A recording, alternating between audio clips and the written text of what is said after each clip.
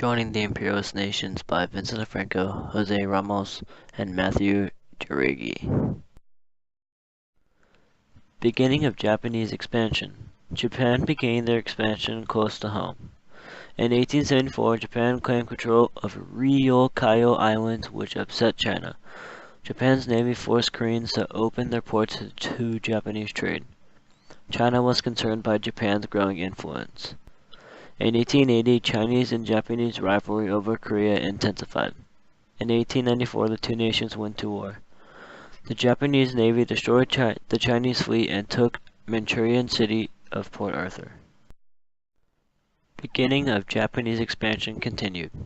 Japan also took Taiwan and the Liaodong Peninsula. Shortly after, they gave China the peninsula back.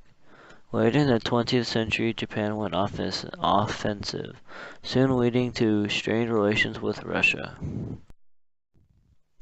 War with Russia. In 1904, the Japanese launched a surprise attack on the Russian naval base at Port Arthur.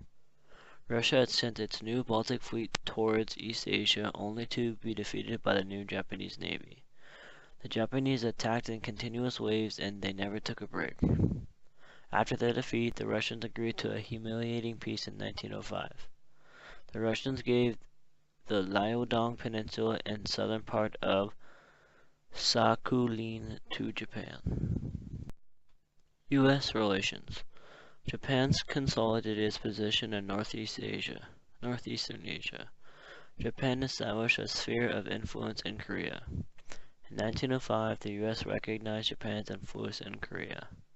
In 1910, Japan annexed Korea outright.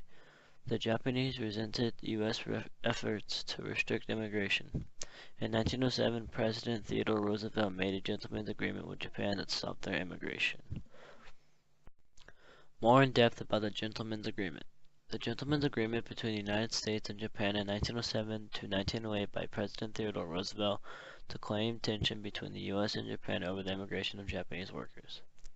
A treaty with Japan in 1894 had assured free immigration, but as the number of Japanese workers in California increased, they had some hostility. May 7, 1905.